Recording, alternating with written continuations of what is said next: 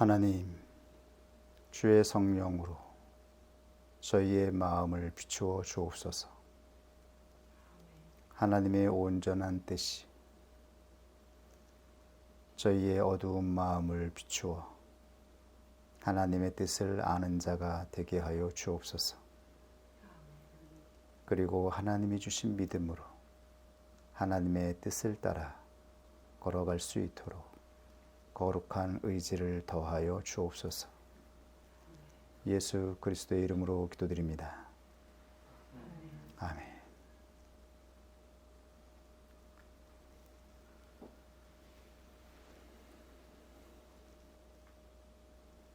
우리는 지난주에 계시록에 등장한 짐승의 정체와 그 실상에 대해서 의미를 살펴보았습니다. 오늘은 계시록에 등장한 구체적인 짐승의 정체에 대해서 확인해 보겠습니다. 계시록에는 세 개의 짐승의 정체가 증거되고 있습니다. 하나는 무저갱에서 올라온 짐승이고, 또 하나는 바다에서 올라온 짐승이며, 또 하나는 땅에서 올라온 짐승입니다. 이렇게 세 개의 짐승이 계시록에 증거되어 있습니다. 이 각각의 짐승은 어떠한 실상을 의미하고 있는지 성경을 통해서 하나하나 확인해 보도록 하겠습니다. 먼저 무저갱에서 올라온 짐승의 정체와 그 실상에 관한 것입니다. 계시록 9장 1절에 보면 이렇게 증거되어 있습니다. 다섯째 천사가 나팔을 불매 내가 보니 하늘에서 땅에 떨어진 별 하나가 있는데 저가 무저갱의 열쇠를 받았더라. 무저갱의 열쇠를 받은 자가 있습니다. 이 무저갱의 열쇠를 받은 자는 본래 하늘의 별 같은 존재였습니다. 성경에 증거된 별 같은 존재는 하나님의 말씀을 운반하는 자를 의미합니다. 구약에는 하나님의 말씀을 운반하는 자가 바로 천사이었죠. 하나님의 말씀을 운반하던 천사가 타락하여 무저갱으로 떨어진 것입니다.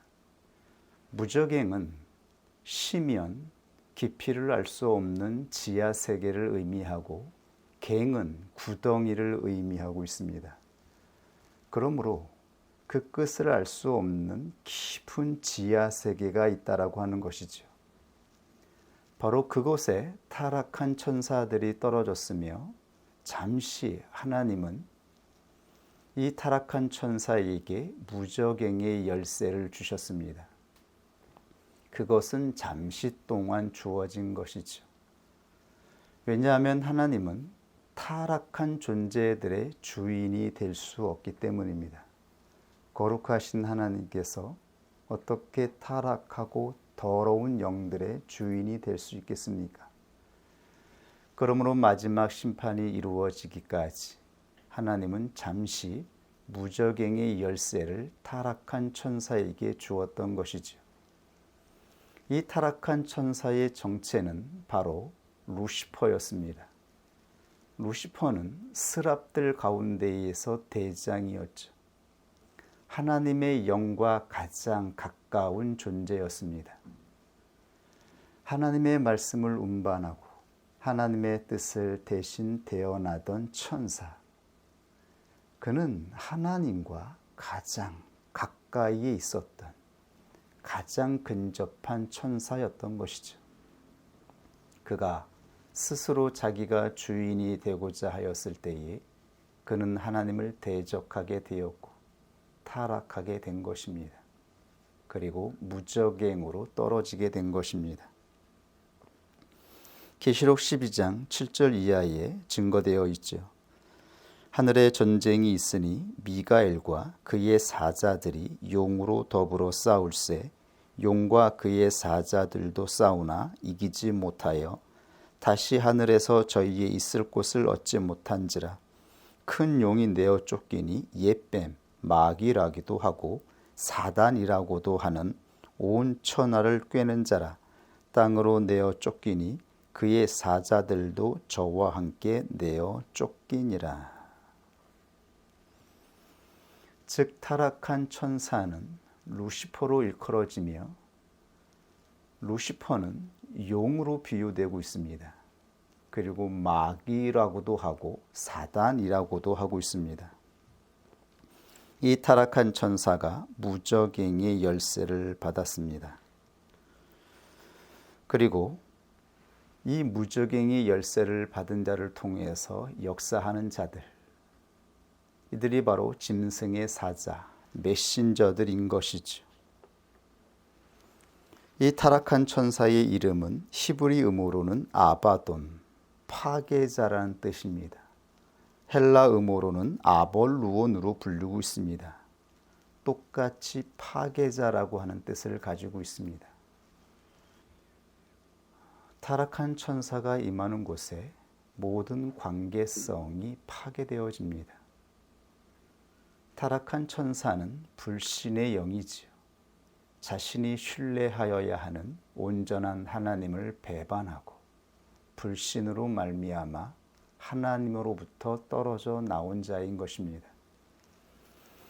우리 가운데에 불신과 우리 가운데 관계성을 파괴하는 역사가 발생할 때 그곳에 바로 어두움의 영이 함께 역사하고 있다라고 하는 것을 우리는 염두에 두어야 하는 것이죠. 이러한 존재들은 눈에 보이지 않습니다.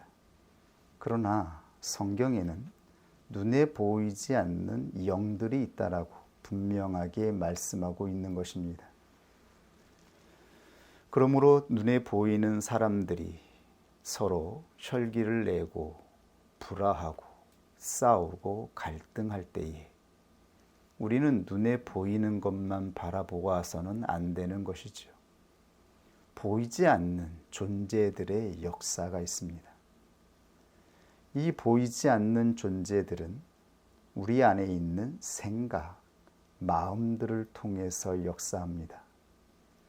성령께서 우리 안의 생각과 마음을 조명하여 하나님의 뜻을 알게 하시고 우리에게 진실과 진리를 조명하여 주셔서 바른 길로 나아갈 수 있도록 인도하는 것처럼 이 어두움의 영들도 존재하고 있습니다. 이 존재들이 우리들 안에서 생각과 마음을 미혹하여 세상의 타락한 정신으로, 세상의 타락한 생각으로 우리를 미혹하고 있다라고 하는 것을 명심하고 깨어 있어야 한다라고 말씀하고 있는 것입니다. 이러한 존재들은 실제인 것이죠. 이 짐승의 이름은 몇 가지 이름이 더 계시록에 진술되어 있는데 이 이름은 쑥이라고도 하고 용이라고도 하며 뱀이라고도 하고 마귀라고도 하며 사단이라고도 합니다. 그리고 좀 전에 확인해 보았던 것처럼 시브리 음으로는 아바돈, 헬라 음으로는 아벌루온이라고 하죠. 이렇게 이 이름을 더하면 7교회의 7개의 이름이 등장합니다. 7은 타락한 천사가 자칭 하나님의 임재를 모방하고 있다는 것을 나타냅니다. 타락한 천사는 하나님의 말씀을 운반하는 찬란한 빛의 존재였으나 그가 스스로 주인이 되고자 하였을 때에 스스로 그의 이름은 7개로 칭하여졌습니다. 7은 완전한 하나님의 임재를 상징합니다. 그러므로 계시록에는 이 무저갱의 열쇠를 가진 짐승이 7교의 이름을 가지고 있다라고 나타나고 있는 것이죠. 그리고 타락한 천사를 상징하는 큰 붉은 용의 머리가 7이라고 계시되어 있습니다. 하나님의 영이 7인 것처럼 타락한 천사 루시퍼의 7머리는 그의 7중 현현을 나타내고 있습니다.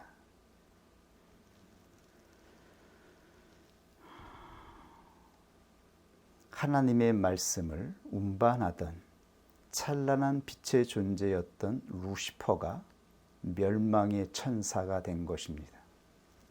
그러므로 그의 이름은 파괴자가 된 것이죠. 그는 파괴하고 불화하게 만들고 타락하게 만드는 존재가 되었습니다. 그리고 용의 뿔이 열이라고 되어 있습니다. 뿔은 하나님께 제사하는 제단, 네 모퉁이에 있던 것입니다. 번제단에 4개의 뿔이 있었고 지성소에 들어가는 금향단에 4개의 뿔이 있었습니다. 그러므로 성경에서 머리는 산들을 상징하고 뿔은 산 위를 상징하고 있습니다.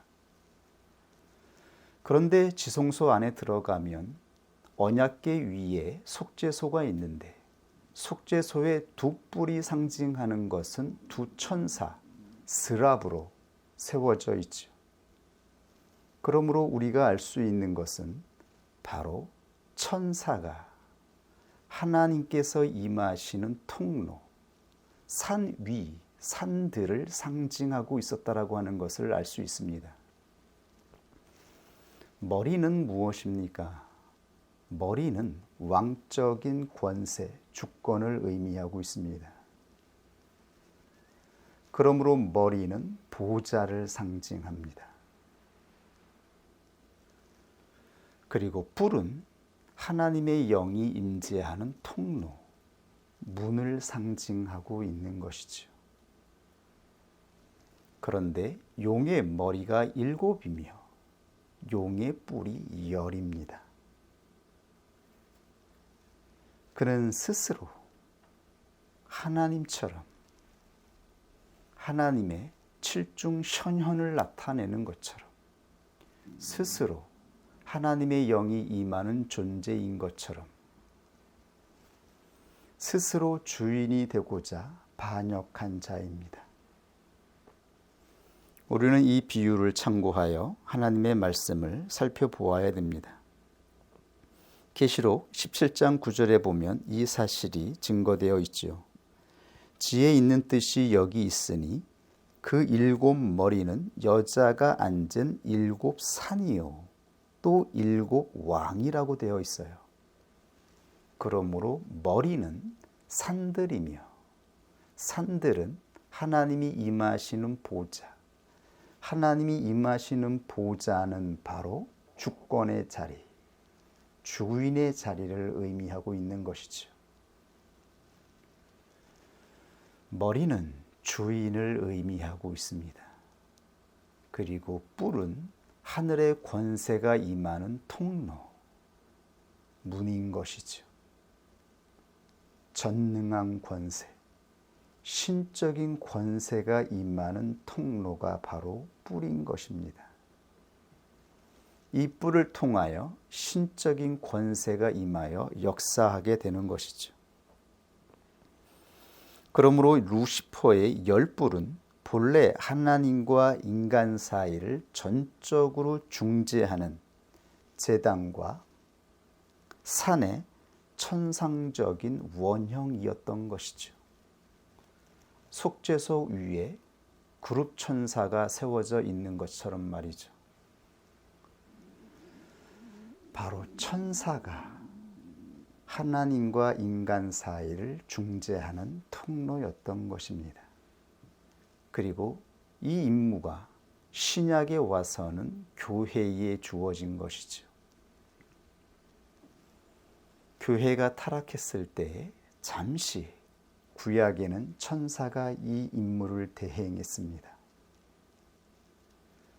그리고 신약에 와서 예수 그리스도의 대속 성취가 성취됨으로 인하여서 바로 이 임무가 교회에 다시 위임된 것입니다. 그러므로 타락이 무엇인가요? 타락은 하나님과 인간을 중재하던 자들, 하나님의 빛의 통로로 부름을 받은 자들, 하나님의 말씀을 운반하던 자들의 타락을 의미하고 있는 것입니다. 이것이 바로 타락한 자들의 정체입니다. 하나님은 얼마나 놀랍고 귀하고 찬란한 직무를 부여하셨는지요. 하나님 자신, 빛의 존재인 하나님, 진리이신 하나님, 말씀이신 하나님이 인간 세계에 전달될 수 있도록 중재자를 두신 것이지요.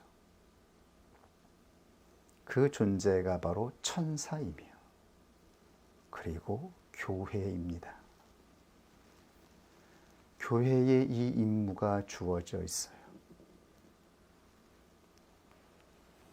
얼마나 이 임무가 영광스럽고 복되며 위대한 것이겠습니까? 그러므로 타락할 여지가 많은 것이죠. 이 임무를 수행할 때에 스스로 왕처럼 여김을 받고 스스로 권세 있는 자로 추앙을 받게 되지 않겠습니까? 스스로 빛의 존재인 것처럼 그렇게 사람들이 바라보지 않겠습니까? 이때에 만약 이 유혹에 넘어가서 주인 대신 하나님을 저버리게 되어지면 멸망의 구덩이에 빠지게 되는 것이죠. 이것이 바로 우리가 직면한 시험의 실제이기도 한 것입니다. 그러나 이 모든 것을 알고 계신 하나님은 만세에 더 위대하고 깊은 계획을 가지고 있었습니다.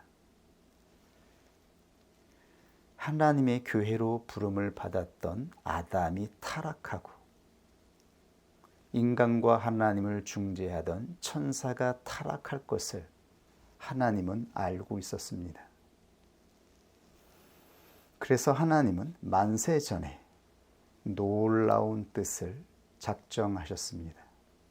그것은 자신의 아들 독생자 예수 그리스도를 진정한 중재자로 이 땅에 보낼 것을 작정하신 것이죠.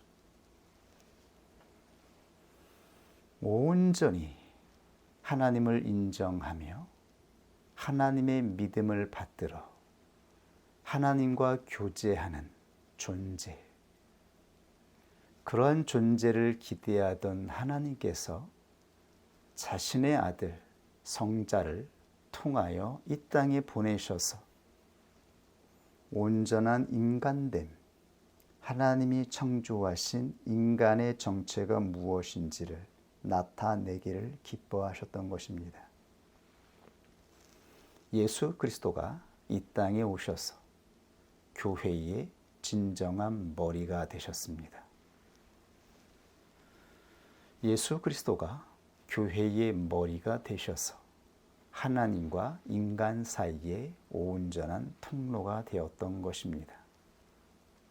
이제 교회는 머리 앞에 자신의 주권을 내려놓고 자기의 영광을 내려놓고 온전히 부복하여 하나님을 바라보는 존재가 된 것이죠. 그렇다면 이 일을 성취하기 위해서 우리가 싸우고 견디어야 하는 영적 싸움의 실상이 무엇인지를 살펴보겠습니다. 그러기 위해서는 이 짐승이 행하는 실상을 먼저 확인해 보아야겠죠. 계시록 11장 7절 이하의 증거입니다. 저희가 그 증거를 마칠 때에, 여기서 저희는 바로 하나님의 두 증인입니다. 하나님의 두 증인이 하나님께서 예언하라 하신 모든 말씀을 마칠 때에 무적행으로부터 올라오는 짐승이 저희로 더불어 전쟁을 일으켜 저희를 이기고 저희를 죽일 터인즉, 즉 계시록에는 하나님의 뜻이 예언되었습니다.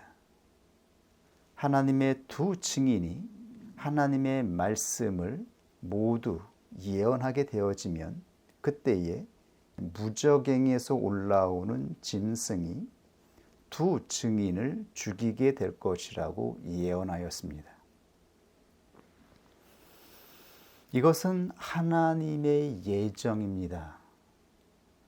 두 증인이 죽임을 당하는 것은 하나님의 능력이나 권세가 약해서가 아니라 하나님의 예정이라고 예언하고 있는 것입니다. 하나님의 뜻이라는 것이죠. 이것은 하나님의 뜻입니다. 하나님의 뜻이기에 두 증인은 마지막에 죽임을 당하게 된다라고 말씀하고 있습니다. 그러므로 하나님의 증인된 자는 이 죽음을 받아들여야 하는 것이죠. 결코 저항해서는 안 되는 것이죠. 이것은 사람의 뜻도 짐승의 뜻도 아니라 하나님의 뜻이기 때문입니다. 하나님의 위대한 복음을 성취하기 위한 하나님의 작정 가운데 있었기 때문입니다. 계시록 11장 8절에 계속해서 이렇게 증거되어 있습니다. 저희 시체가 큰 성길에 있으리니 그 성은 영적으로 하면 소돔이라고도 하고 애굽이라고도 하니 곧 저희 주께서 십자가에 못 박힌 곳이니라. 바로 이 두 증인이 죽임을 당한 곳은 애굽이기도 하고 소돔이라고도 해요. 그 한복판에 십자가가 세워진 것임을 말씀하고 있어요. 세상의 한복판에 십자가가 세워졌습니다. 그러므로 예수 그리스도가 십자가에서 죽임을 당한 것처럼 이 두 증인 역시 예수 그리스도를 따라 십자가의 길을 따르는 자들임을 말씀하고 있습니다. 예수 그리스도가 십자가에서 죽으신 것은 자의도 아니며 사람의 의지로 된 것이 아니죠. 그것은 하나님의 뜻이었습니다. 타락한 천사, 타락한 인간들을 구원하여 온전한 하나님의 보좌, 그리고 뿔로 상징되는 하나님의 권능한 신적인 임재가 임하는 통로를 완성하기 위한 하나님의 작정이었던 것입니다. 하나님의 보좌가 어디에 세워졌는지를 보십시오. 세상의 한복판에 십자가가 세워졌습니다. 그곳이 바로 예수 그리스도가 임하신 보좌의 자리, 머리가 있는 자리입니다. 그리고 그곳에 하늘문이 열렸습니다. 하나님이 임하는 통로가 성취된 것입니다. 이것이 바로 하나님의 놀라운 작정이었으며 복음의 비밀입니다. 그러므로 교회는 이 일을 이상히 여기지 말라라고 예언하신 것이죠. 이것은 하나님의 예정이라고 말씀하고 있는 것이죠. 그러나 하나님의 말씀이 하나님의 때까지 완전히 증거될 때까지 타락한 천사는 하나님의 택자들을, 하나님의 증인을 해하지 못할 것입니다. 이것은 하나님의 뜻이기 때문입니다. 하나님의 주권적인 의지로 이 모든 것들이 다스려지고 있습니다. 그러므로 교회는 하나님의 뜻 앞에 믿음으로 순종하여 나아가고 있는 것입니다. 핍박도 주님의 뜻으로 받는 것입니다. 그리고 죽기까지 인내해야 하는 것도 하나님의 놀라운 뜻이기 때문입니다. 이것을 교회를 통하여 교회에 알려지기를 원하고 계십니다.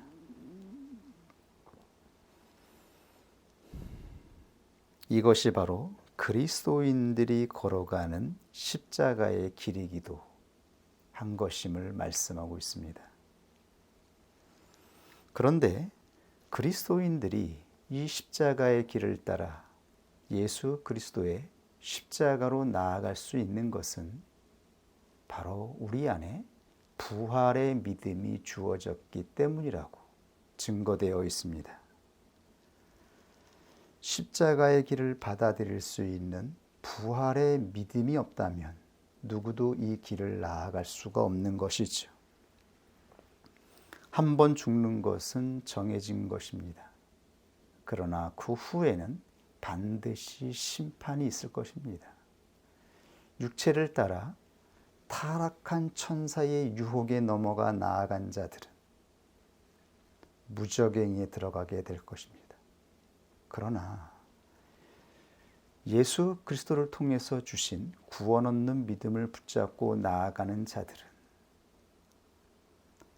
하늘로 올라가는 문, 십자가에 만들어진 그 문을 통하여 영원한 생명의 나라에 들어갈 것이라고 예언되어 있습니다. 이것이 하나님의 말씀입니다. 계시록에 증거된 하나님의 예언을 확인해 볼까요? 계시록 11장 9절 이하에서 13절까지의 말씀입니다. 백성들과 족속과 방언과 나라 중에서 사람들이 그 시체를 사흘 반 동안을 목도하며 무덤에 장사하지 못하게 하리로다. 죽임을 당한 두 증인이 장사되지 못하고 방치되어 있습니다. 이 두 선지자가 땅에 거하는 자들을 괴롭게 한 고로 땅에 거하는 자들이 저희의 죽음을 즐거워하고 기뻐하여 서로 예물을 보내리라 하더라. 땅에 거하는 자들이 이 두 증인의 죽음을 기뻐하고 있습니다. 땅에 거하는 자들이 누구인가요? 땅에 거하는 자들은 땅의 본성을 가지고 살아가는 하나님의 백성들입니다. 하나님의 백성들이 이 두 증인의 죽음을 기뻐하고 좋아하고 있습니다. 잠시 후에 조금 더 구체적으로 살펴보겠습니다. 3일 반 후에 하나님께로부터 생기가 저희 속에 들어가매 저희가 발로 일어서니 구경하는 자들이 크게 두려워하더라. 하늘로부터 큰 음성이 있어 이리로 올라오라 함을 저희가 듣고 구름을 타고 하늘로 올라가니 저희 원수들도 구경하더라. 그 시에 큰 지진이 나서 성 10분의 1이 무너지고 지진에 죽은 사람이 7천이라. 그 남은 자들이 두려워하여 영광을 하늘의 하나님께 돌리더라. 성경에 계시된 예언의 확증이 무엇인가요? 십자가의 길을 걸어갈 수 있는 이 믿음은 바로 부활의 믿음이라고 말씀하고 있는 것이죠. 믿는 자들은 하나님의 말씀을 통하여 부활이 있다라고 하는 것을 확신해야 하는 것입니다. 우리 안에 주신 구원 얻는 믿음에는 십자가의 믿음뿐만 아니라 부활의 믿음이 있습니다. 우리는 반드시 죽어야 하나, 그러나 다시 살아나서 부활의 몸을 가지고 하나님 나라에 들어갈 것을 믿어야 한다라고 말씀하고 있습니다. 이 믿음이 없다면 그 누구도 십자가의 길을 기꺼이 걸어갈 수가 없는 것이죠. 십자가의 길을 걸어갔던 모든 믿음의 사람들은 부활의 믿음을 가지고 있었습니다. 예수 그리스도가 십자가에서 죽으시고 3일 만에 다시 살아나셔서 그 부활의 몸을 제자들에게 보여주셨으며 제자들 앞에서 승천하시는 것을 보여주었습니다. 그러므로 제자들은 분명히 이 실상을 목격하였습니다. 그리고 역사적으로 이 실상을 보지 못하였다 하더라도 예수 그리스도는 부활의 몸을 입고 사도에게 나타나셔서, 즉 바울 사도에게 나타나셔서 부활이 있다라고 하는 것, 예수 그리스도가 부활하셨다라고 하는 것을 확증시켜 주셨죠. 그리고 그 이후 성령의 시대에 하나님의 구원 얻는 믿음으로 부르심을 받는 자들은 우리 내부에서 역사하시는 성령을 통하여 우리 생각과 마음 안에 예수 그리스도가 부활하셨으며 우리도 반드시 죽어야 하나 다시 거듭나게 된다라고 하는 것을 믿는 믿음이 우리 마음에 새겨져 있고 조명되는 것입니다. 이 믿음이 없다면 누가 십자가의 길을 걸어갈 수가 있겠습니까? 누가 이 죽음을 당하며 묵묵히 견딜 수 있겠는지요? 성경에는 이 놀라운 사실이 확증되어 있습니다. 교회를 향하여 계시록 말씀들이 예언되었습니다. 확증시켜 주신 것이죠. 사도 요한을 통하여 하나님은 교회들에게 이 말씀을 증거하라 말씀하였습니다. 우리가 죽어야 하는 것은 하나님의 뜻임을 예언하셨습니다. 예수 그리스도가 십자가에서 죽어야 했던 것은 하나님의 뜻이었습니다. 그 죽음으로 말미암아 옛사람은 심판을 받아 정죄되어지고 새 사람으로 다시 살아나는 이 놀라운 비밀을 직접 보여주신 것이죠. 그리고 그의 제자들을 통하여 믿음의 사람들 가운데 있는 성령을 통하여 예수 그리스도의 믿음을 받은 자들은 이 죽음을 기꺼이 받아들여야 한다라고 하는 것을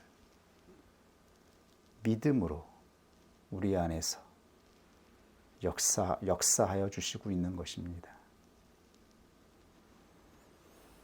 이 믿음으로 교회는 죽음을 받아들입니다. 그러므로 하나님의 예정이 성취되는 때 우리는 이 죽음에 저항하지 않도록 준비하고 있어야 된다라는 것을 말씀하고 있습니다. 죽어야만 부활의 몸으로 거듭날 수 있기 때문입니다. 죽지 아니하면 거듭날 수 없습니다.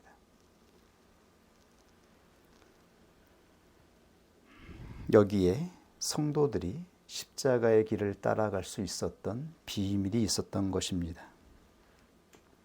사도 바울이 교회를 향하여 이렇게 증거하였죠. 고린도전서 15장 12절에서 19절 말씀입니다.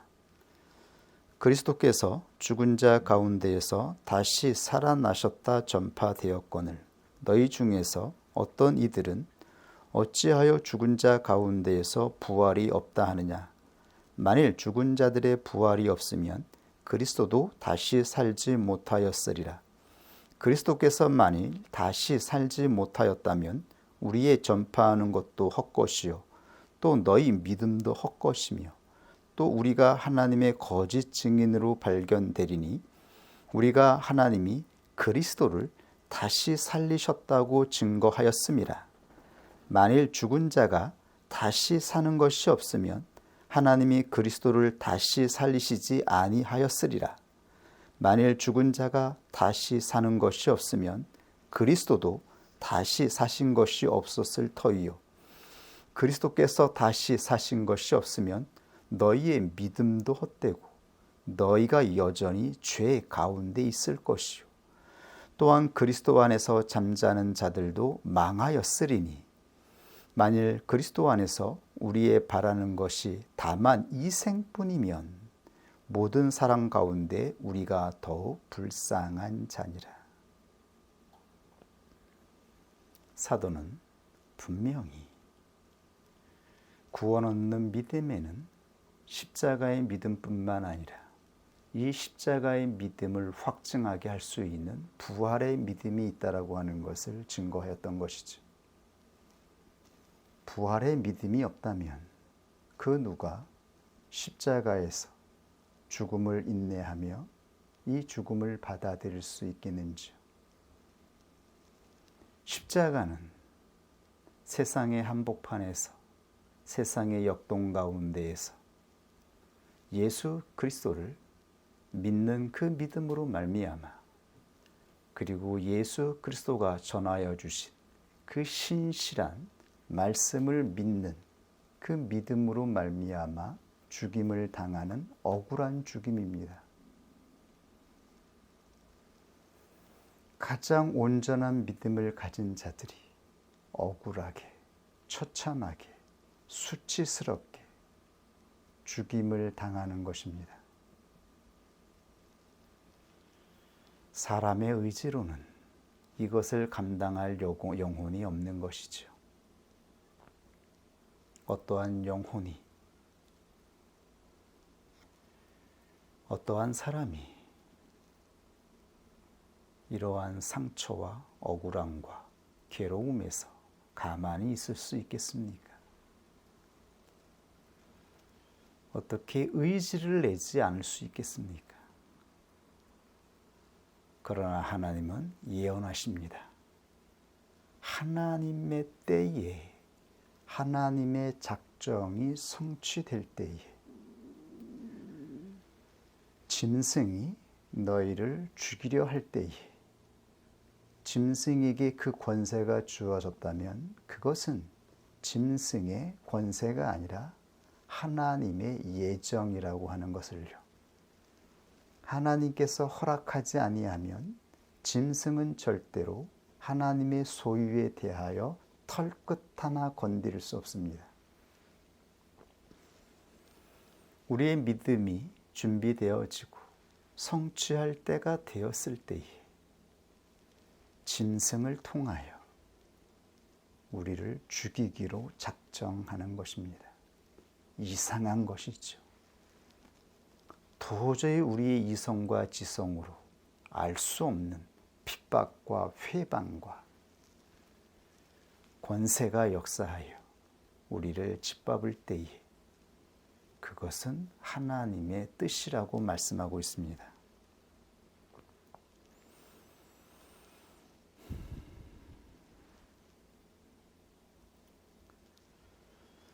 그렇다면 원수 마귀에 의해 죽임을 당하고 부활하는 그리스도인들의 실존은 조금 더 구체적으로 어떠한 것인지 살펴볼까요? 어떻게 적용될까요? 계시록의 증거에 따르면 용은 즉 사단이라고도 불리고 마귀라고도 불리는 이 용, 짐승 가운데 왕이죠. 짐승의 임금이라 불리는 이 용은 바다에서 올라온 짐승에게 자기의 능력과 보좌와 큰 권세를 주어서 하나님의 성도들을 핍박하고 회방할 것이라고 예언하고 있습니다. 계시록 13장 1절 이하입니다. 내가 보니 바다에서 한 짐승이 나오는데 뿔이 10이요 머리가 7이라. 그 뿔에는 10 면류관이 있고 그 머리들에는 참난된 이름들이 있더라. 내가 본 짐승은 표범과 비슷하고 그 발은 곰의 발 같고 그 입은 사자의 입 같은데 용이 자기의 능력과 자기의 능력은 열불에서 나오는 것이죠. 보좌와 보좌는 머리입니다. 그러므로 동일하게 7머리를 가지고 있으며 열불을 가지고 있습니다. 또한 큰 권세는 면류관인 것입니다. 권세를 그에게 주었더라. 그의 머리 하나가 상하여 죽게 된 것 같더니 그 죽게 되었던 상처가 나음에 온 땅이 이상히 여겨 짐승을 따르고 용이 짐승에게 권세를 주므로 용에게 경배하며 짐승에게 경배하여 가로되 누가 이 짐승과 같으뇨 누가 능히 이로 더불어 싸우리요 하더라. 또 짐승이 큰 말과 참난된 말 하는 입을 받고 또 42달 일할 권세를 받으리라. 짐승이 입을 벌려 하나님을 향하여 회방하되 그의 이름과 그의 장막 곧 하늘에 거하는 자들을 회방하더라. 하나님의 교회를 회방한다라고 말씀하고 있습니다. 그리고 이것은 하나님의 예언입니다. 하나님께서 작정하신 뜻이라고 말씀하고 있습니다. 이상한 것이 아니라 교회는 반드시 이 회방을 통과해야 된다라고 말씀하고 있는 것이죠. 또 권세를 받아 성도들과 싸워 이기게 되고 성도들을 이기게 된다라고 말씀하고 있죠. 각 족속과 백성과 방언과 나라를 다스리는 권세를 받았으니 죽임을 당한 어린 양의 생명책에 창세 이후로 농명되지 못하고 이 땅에 사는 자들은 다 짐승에게 경배하리라. 용의 권세를 받은 바다에서 올라온 짐승이 그 권세로 교회를 핍박하게 될 때에 인침을 받지 못한 자, 어린 양의 생명책에 기록되지 못한 자는 분명히 그 짐승에게 무릎을 꿇고 경배하게 될 것이라고 말씀하고 있습니다. 누구든지 귀가 있거든 들을지어다. 사로잡는 자는 사로잡힐 것이요 칼로 죽이는 자는 자기도 마땅히 칼에 죽으리니 성도들의 인내와 믿음이 여기 있느니라. 이때에 구원 얻는 믿음을 받은 자들은 예수 그리스도 믿음 안에 있는 부활의 믿음을 바라보며 이 십자가의 핍박과 회방을 견디어낼 것이라고 말씀하고 있습니다. 예수 그리스도의 구원 얻는 믿음이 인쳐진 자들은 이 핍박에 굴복하지 아니하고 이 죽음을 받아들인다라고 말씀하고 있습니다. 그는 이 시험을 이기게 될 것이라고 말씀하고 있습니다. 이것이 하나님의 예정입니다.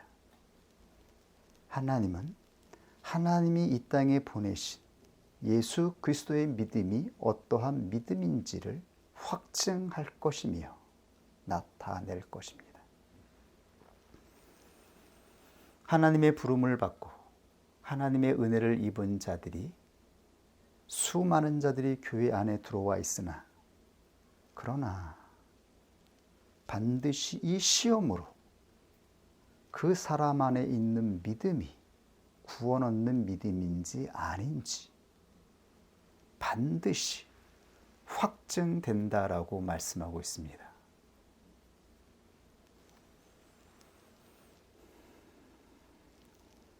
이 때를 우리들에게 예고하고 있습니다.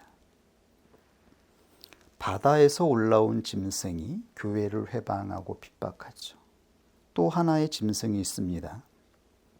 이 짐승은 땅에서 올라온 짐승입니다. 계시록 13장 11절 이하에는 땅에서 올라온 짐승의 회방과 역사가 기록되어 있습니다. 내가 보매 또 다른 짐승이 땅에서 올라오니 새끼 양 같이 두 뿔이 있고 용처럼 말하더라. 저가 먼저 나온 짐승의 모든 권세를 그 앞에서 행하고 땅과 땅에 거하는 자들로 처음 짐승에게 경배하게 하니 곧 죽게 되었던 상처가 나은 자니라. 큰 이적을 행하되 심지어 사람들 앞에서 불이 하늘로부터 땅에 내려오게 하고 짐승 앞에서 받은 자 이적을 행함으로 땅에 거하는 자들을 미혹하며 땅에 거하는 자들에게 이르기를 칼에 상하였다가 살아난 짐승을 위하여 우상을 만들라 하더라. 저가 권세를 받아 그 짐승의 우상에게 생기를 주어 그 짐승의 우상으로 말하게 하고 또 짐승의 우상에게 경배하지 아니하는 자는 몇이든지 다 죽이게 하더라. 우상을 만들고 이 거짓 선지자, 땅에서 올라온 짐승은 거짓 선지자를 말하는 것입니다. 이 거짓 선지자가 짐승의 우상에게 말을 하게 합니다. 살아있는 것처럼 그렇게 보이게 합니다. 환상이 보이기도 하고 음성이 들리기도 합니다. 그리고 하늘에서 불이 내려오는 것처럼 성령의 역사를 모방합니다. 이적을 행한다라고 말씀하고 있습니다. 그러나 이것은 어린 양 예수 그리스도로부터 받은 능력이 아니라 용으로부터 받은 원수 마귀로부터 받은 권세라고 말하고 있는 것이죠. 이러한 권세로 사람들을 유혹하고 미혹하게 만든다라고 말하고 있습니다. 그러면서 짐승의 우상에게 경배하게 하고 섬기게 하는 것이죠. 저가 모든 자, 곧 작은 자나 큰 자나 부자나 빈궁한 자나 자유한 자나 종들로 그 오른손이나 이마에 표를 받게 하고 누구든지 이 표를 가진 자 외에는 매매를 못하게 하니 이 표는 곧 짐승의 이름이나 그 이름의 수라. 지혜가 있으니 총명 있는 자는 그 짐승의 수를 세어보라. 그 수는 사람의 수니 666이라. 이 말씀을 여전히 슈거로 이해하는 분들이 계신가요? 단순하게 이 세상의 권세 잡은 자가 사람의 손에 바코드를 심어서 이것이 없는 자는 매매하지 못하게 하므로 그리스도인들은 바코드를 받지 말아야 한다. 이런 세대주의 교리를 믿는 자들이 있습니까? 이것은 단순히 그러한 외적인 의미가 아닌 것이죠. 육은 육의 완전한 배수, 완전한 인간, 완전한 짐승의 표를 의미하고 있는 것이죠. 완전히 짐승을 경배하게 된 상태, 완전히 세상에 속하게 된 상태, 그러므로 육을 따라가게 된 자들, 그 확증이 나타나는 것입니다. 이것이 짐승의 표인 것입니다. 짐승의 표를 받은 자는, 성령으로 충명 있는 자는 보면 알 수 있죠. 육신의 본성을 따라가는 자인지 성령을 따라가는 자인지. 눈에 보이는 표가 아니라 그의 영혼, 그가 나타내는 육신의 작용을 보면 알 수 있지 않겠습니까? 이것은 확증되는 그 마지막 표를 말하는 것이죠. 이렇게 성도는 바다에서 올라온 짐승과 땅에 올라온 짐승에 의하여 회방을 받게 되고 핍박을 받게 될 것입니다. 바다는 무엇인가요? 굳이 성경을 다시 살펴보지 않아도 우리가 많은 시간 살펴보았기 때문에 다들 아시겠죠. 바다는 바로 사해, 세상을 의미하는 것이죠. 예루살렘 성전 동편에 있었던 바로 사해, 흑암의 세계를 의미합니다. 하나님을 떠난 자들의 영적인 상태. 그러므로 하나님을 떠나 원수 마귀에 의해 이 세상의 권세 잡은 자, 그 자가 바로 바다에서 올라온 짐승인 것이죠. 출애굽 시대에는 애굽의 바로 왕이 바다에서 올라온 짐승을 대표하고 있었죠. 그러므로 성경에는 하나님의 능력으로 이스라엘 백성들이 홍해를 건너서 광야로 나아갔을 때에 그 바다를 친 것, 바다를 갈라낸 것은 용의 머리를 친 것이며 원수 마귀의 머리를 친 것이라고 계시되어 있는 것이죠. 바다를 친 것은 세상을 친 것입니다. 세상을 쳤다라는 말은 세상의 권세를 잡은 자, 세상의 주권을 가지고 하나님의 사람들의 주인 노릇을 하던 자, 권세자를 치고 하나님의 백성들을 출애굽시켰다라고 하는 것을 비유로 말씀하고 있었던 것입니다. 이렇게 하나님께 부르심을 입은 자들은 하나님의 능력으로 바다에서 올라온 짐승을 치고 바다를 갈라 구속하신 것입니다. 이것을 위대한 구원의 역사라고 하는 것이죠. 이렇게 한 영혼이 하나님의 부르심으로 구원의 여정을 시작하게 된 것입니다.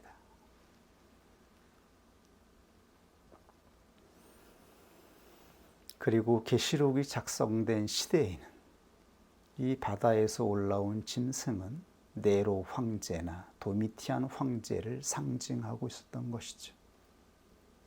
기독교인을 핍박하던 이방 나라의 권세자들이었습니다.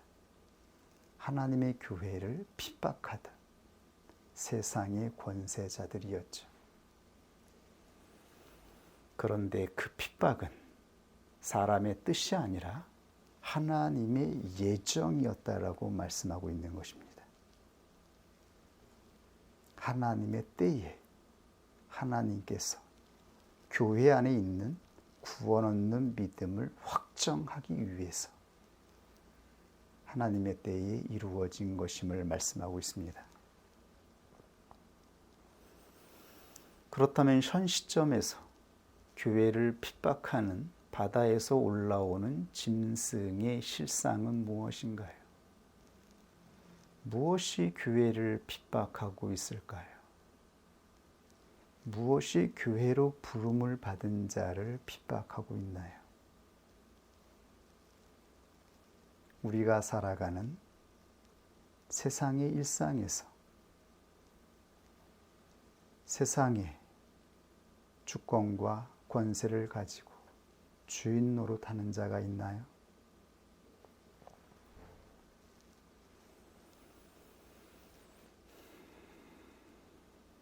짐승의 권세를 가지고 우리를 핍박하는 그러한 존재가 있습니까?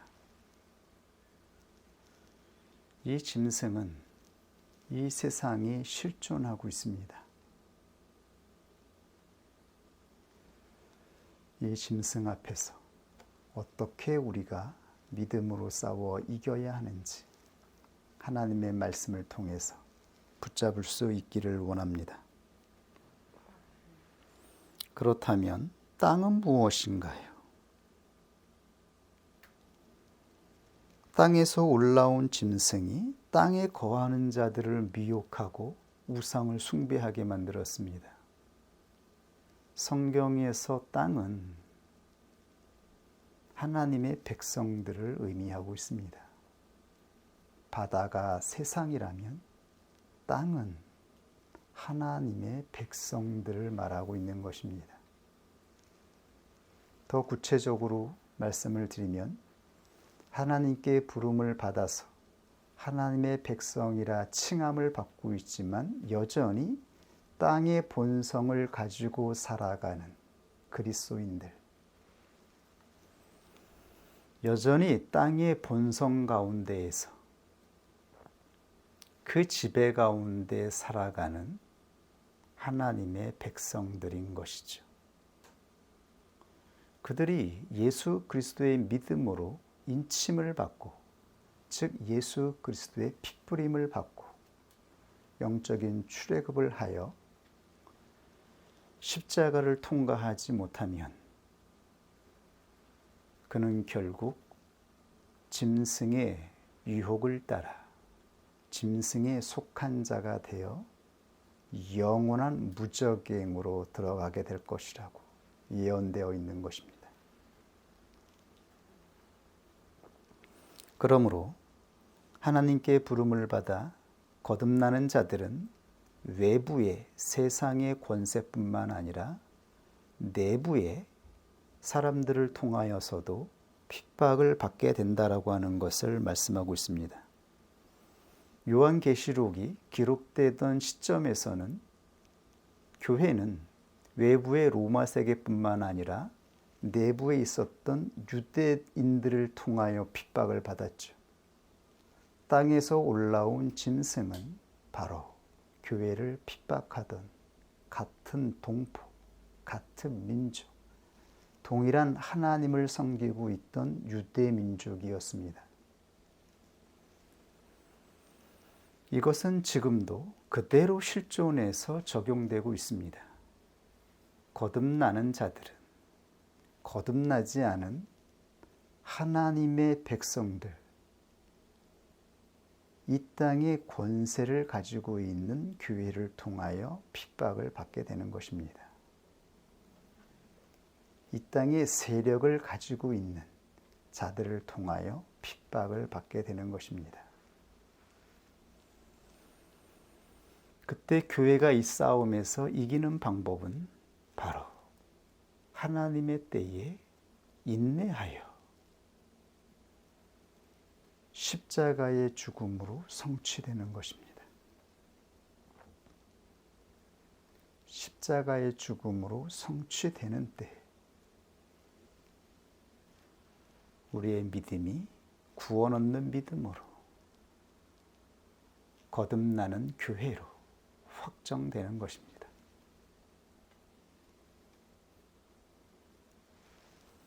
그리고 조금 더 본질적으로 우리가 찾아보면 땅에 사는 사람들은 흙으로 지어진 아담의 후예들, 타락한 아담의 본성을 가지고 있는 옛사람, 우리에게 여전히 남아있는 옛사람,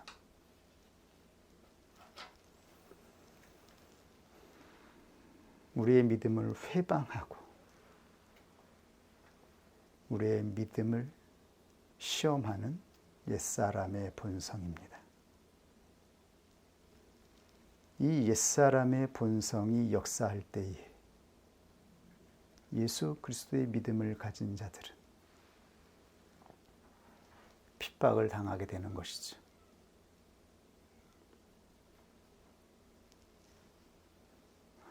옛사람의 본성이 여전히 우리 안에서 역사하고 있습니다. 오늘의 말씀을 정리하도록 하겠습니다. 결국 계시록을 통해서 예언된 하나님의 뜻은 교회가 선택하지 않은 상태, 부활의 믿음을 따라 예수 그리스도 안에서 자기의 본성을 죽이기로 결정되지 않은 상태에서 그러한 상태가 이루어지면 교회는 거짓 선지자를 따라 육체의 본성으로 나아갈 것을 예언하고 있었던 것입니다. 거듭나는 교회가 되지 아니하면, 즉 예수 그리스도의 믿음을 따라서 우리의 옛사람이 죽는 것을 인내하고 받아들이는 그 믿음이 성취되지 못하면 결국 그 사람은 짐승의 세력에 굴복하여 우상을 숭배하게 될 것이라고 말씀하고 있는 것입니다. 짐승에 속한 자로 인을 받게 될 것이라고 말하고 있습니다. 그러므로 이 마지막 시험이 주어질 때에 한편에서는 부활의 믿음으로 거듭나는 자들이 있을 것이며, 한편에서는 육체의 본성을 따라 나아가는 자로 확증되는 표가 나타나게 될 것입니다. 과연 우리 안에 있는 믿음이 구원 얻는 믿음인지 아닌지를 확정하기 위해서는 시험을 통해서 알게 되는 것이며, 그 시험을 통해서 여전히 우리 안에 있는 우리의 의지는 곧 혈기인 것이죠. 우리의 의지는 곧 혈기라는 것을 깨닫게 됩니다.